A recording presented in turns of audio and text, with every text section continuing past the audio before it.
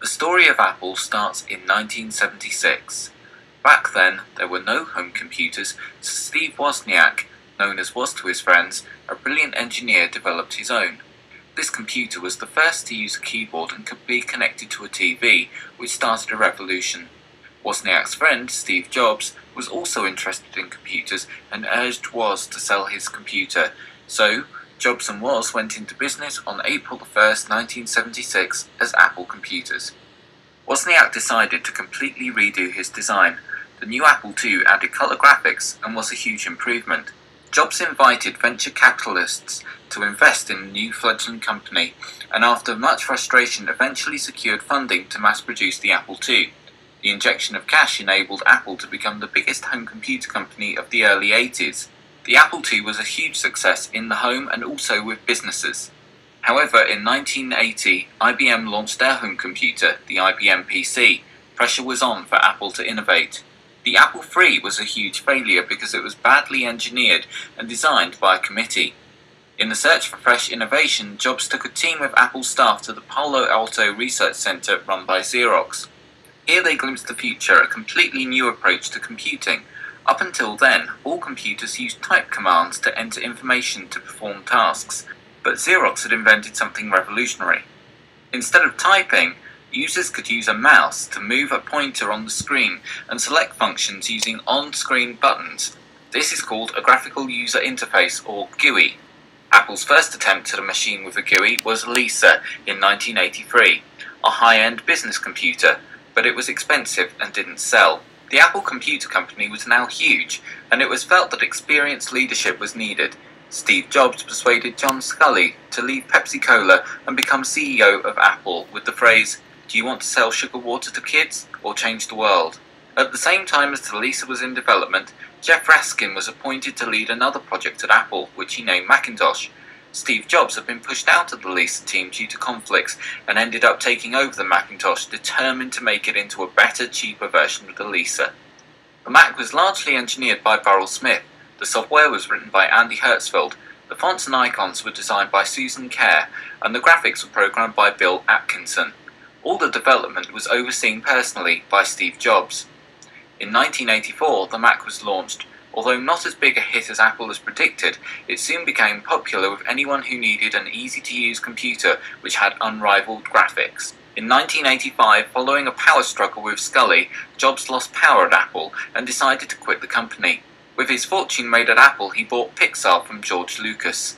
He also founded the Next Computer Company to build the Next Cube, a high-end computer aimed at the education market. Under Sculley's leadership, the Mac went on to spawn a family. In 1987, the Mac II was the first model to add color graphics. By now, the Mac was firmly rooted as the computer for graphics professionals. In 1989, the Macintosh Portable was Apple's first attempt at building a portable computer, but weighing in at almost 16 pounds, it was not until 1991 that the PowerBook 100 became the world's first modern laptop. Apple was facing renewed competition from the PC.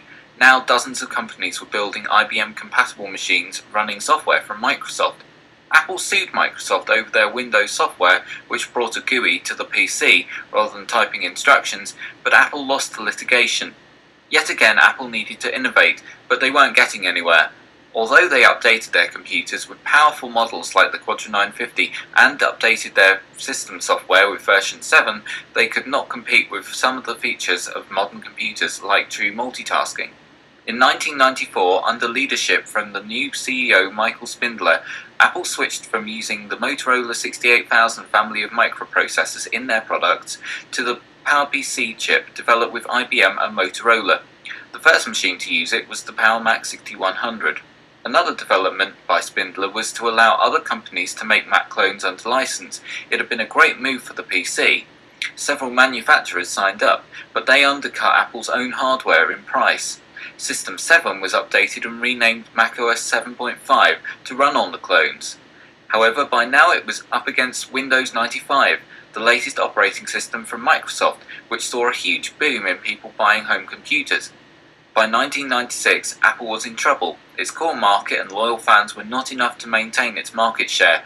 New CEO Gil Amelio had the responsibility of getting the company back on its feet. Emilio decided to stop development of new software at Apple and simply buy a new operating system to compete with Windows from somewhere else. BIOS was thought to be the most likely option, but at the last minute Emilio was persuaded to buy NeXT, the company started by Apple founder Steve Jobs. Jobs returned to Apple and took over running the company within a few months. He made major changes to the internal running of the company. He announced the end of the clones and that macOS 8 and 9 would form a transition to a new operating system based on NeXT technology. One of the first products introduced under Jobs' new Apple was the iMac, a brightly coloured all-in-one computer. This innovative new product was the first step in revitalising Apple's fortunes. Jobs also cut back on the huge range of models offered by the company, replacing a confusing product line with a range of gorgeous-looking computers like the PowerMac G4, the most powerful computer of its day. In 2001, Apple brought out the iPod. While there have been other MP3 players before it, the use of a scroll wheel allowed easy access to the 1,000 songs that could be stored on the new device. Later that year, the fruits of the purchase of NeXT came to bear, in the shape of macOS 10. It had a great new interface, offered support for all those modern computing features that had eluded Apple's developers, and could run all the software developed for macOS 9. macOS 10 took a while to catch on, but future versions 10.2 Jaguar, 10.3 Panther, and 10.4 Tiger added more features, and eventually all the major software for the Mac was rewritten to take advantage of the completely new system. The iPod proved to be a huge hit, but with the introduction of the cheaper iPod mini, available in multiple colours, Apple reached out to the masses and had the world's biggest selling MP3 player. Part of the iPod's success was that it worked with Apple's own iTunes software. In 2003, the iTunes Music Store was launched for both Mac and Windows. This online music store allowed people to easily and legally buy songs over the internet for the first time. In 2005, Steve Jobs dropped a bombshell. After 11 years, Apple was moving away from the PowerPC family of microprocessors and switching to Intel.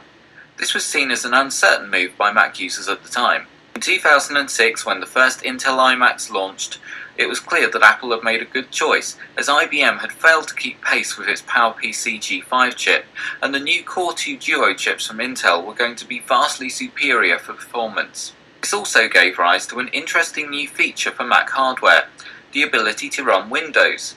Unfortunately, the ability to run older macOS 9 software was removed. In 2007, after much speculation, Apple unveiled the iPhone, which pioneered the use of a multi-touch display to control it and used the same OS X operating system as the Mac to provide an amazing internet experience on a mobile phone.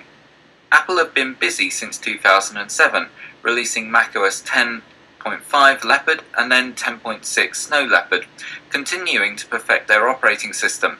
They now have an incredible range of computer products: the iMac, Mac Mini, MacBook Air, MacBook, MacBook Pro, and Mac Pro. They also have an amazing lineup of mobile devices: the iPhone 3GS, the iPod Classic, the iPod Nano, and iPod Touch. In 2010, Apple announced the iPad, a new class of device that fits between a smartphone and full computer, allowing an unparalleled internet experience and great applications designed specifically for multi-touch. Since its beginnings in 1976, Apple have evolved into one of the biggest computer companies, producing the world's most popular phones and music players, selling millions of songs and videos, and producing the world's best engineered and most elegantly designed computers, all running on the world's most advanced operating system.